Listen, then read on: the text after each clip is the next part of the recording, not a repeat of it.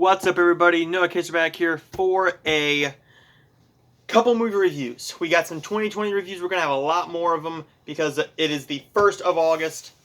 I'm not going to do the best of July video because I didn't see that many July 2020 movies, but I'm going to make 3 videos today. I'm going to do 2 reviews, and I'm also talking about what is coming out this month that I will be reviewing.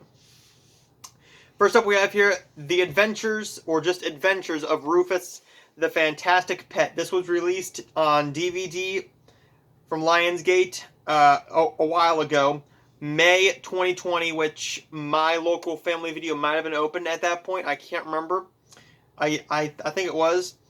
This is Scott and Emily are at their grandparents' house, and they suddenly discover a mysterious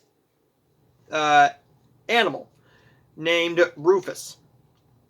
He is from a magical land, and now they have a mission to help find this spell book, this very old ancient spell book. And now they have to get the ingredients to help make this magic dust to save his world and defeat this queen and all these different creatures. This film was cute. I thought it was cute. I thought it was very watchable for the entire family. It's not one that I'm ever going to probably watch again, but it was an enjoyable watch. Why I got this was because it was a part of a rent one, get one free deal. I went down there the day before, didn't see really anything that I wanted to pay full price for, but then I got home, and about 2 hours later, I got a message or something like that, or saw on Facebook that Family Video had rent one, get one free, and I'm like, well, crap. Why not try to get a couple of 2020 movies? So I did. That's some good tea. And I got this one and my next one, which is Think Like a Dog. It's a fine little film. It is not with anybody that you are going to recognize. These are pretty small actors, I would say so. And the plot is actually pretty decent. It's a nice little story. The CGI for the budget is actually nice. Now, this doesn't have like a $20 million budget. This probably has a few hundred thousand, maybe pushing $1 million. But I'm not quite sure. The filmmakers did a good job with this script. I do gotta say, I really enjoyed how they were able to get you really intrigued with the trailer, because I wasn't gonna rent this. I have been intrigued about it, and then I watched the trailer in the video store, and I'm like, well, you want to know what? This will just count as my free one. Sorry. Oh, good Lord. Now, the director of this has also done some other stuff. He's directed other stuff. He has directed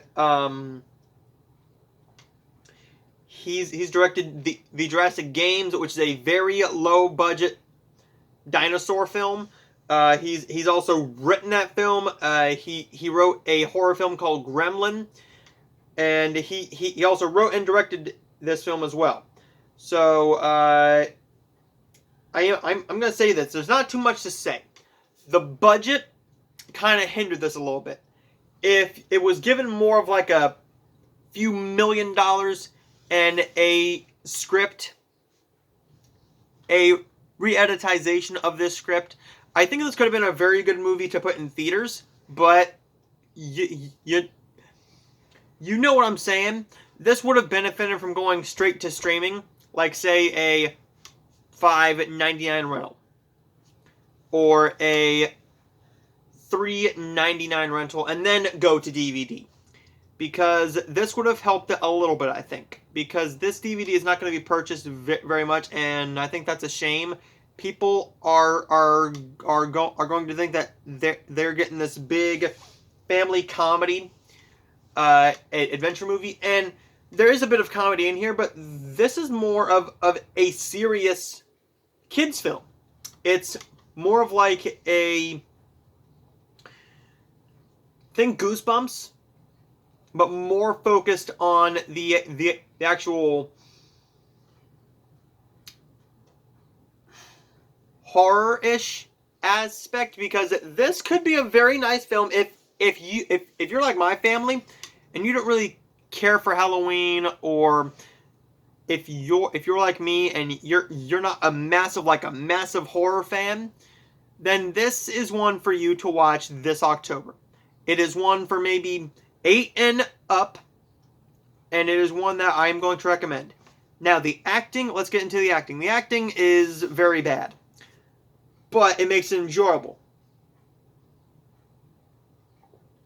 It's campy. It's campy, it's not supposed to be taken very seriously, and I like that. It is a film that knows exactly what it is, and it knows it doesn't have the best actors. It knows it doesn't have the best budget, but it makes the most of the budget that it has. I had fun with this film because of the idea, and some of the execution was very well done. Now, there's some action scenes that were very enjoyable, especially for young kids. This is going to be a very fun film. They're probably going to watch this over and over and over again. It is a short hour and 20 minutes without the end credits, and they do leave it open for a sequel, and I'm kind of hoping we do get a sequel, because I would like to see them expand upon this idea a bit more and see what they can do with Rufus and these kids. Because you do know that in a straight-to-DVD kids film or family film, they are not going to have anybody major die, because you just met them. So they want you to feel for the characters, and they want you to enjoy this film enough that they can make a sequel with a bit of a higher budget, maybe get a couple bigger actors, and maybe do a bigger and grander spectacle with their visual effects. I'm going to give the Adventures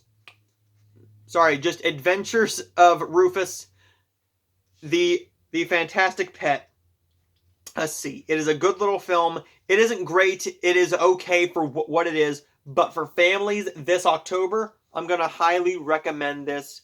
If they haven't seen like Hook, or if they haven't seen the Goosebumps movies, or The Clock with a House in it, or The House with a Clock in its Walls, I think.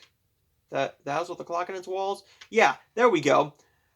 So there's my short little review of this film, and now stay tuned for Think Like a Dog.